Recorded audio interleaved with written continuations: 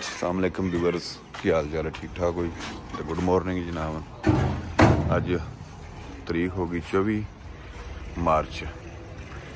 Add अपना super seeder निकलिया सी जी, अज पहुंचा जी, इनू लाने तो हुण अल्लाह की तो अगले सीजन तो जाके चलेगा। जो कोई ट्रायल वगैरह लगेगा तो दोस्तों के नाल आपां शेयर करांगे जी। सुते उठे हैं जी, रोज़ा रखिया सी तो अल्लाह कीता पहुँच गया जी। ये है जनाबन RK इंजीनियरिंग सुपर पाक सीडर M रोहेल कसूर का बनया है जनाब। देख सकते हो थोड़ा सा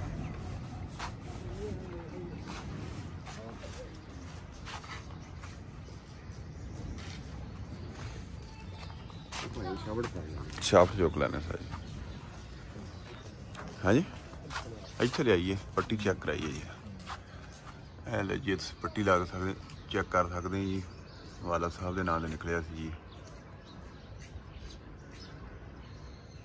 अब्दुल रज़ाक।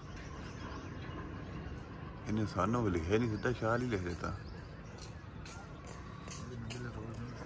शाहकोट डिस्ट्रिक्ट साहिवाल जी। इंप्लीमेंट सुपर पाक सीडर अगे नंबर जनाब ID आ गया जी। सारी डिटेल नहीं चेक कर सकते हैं जी।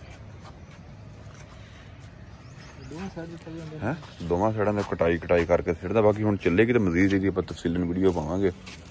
एक क्रॉस आ गया था जनाब, इंशाअल्लाह ताला हुण सीजन तो चलेगा तो दोबारा दोस्तों के नाल वीडियो वगैरह शेयर की जाएंगे जी। Thanks for watching Zee Punjabi बटो।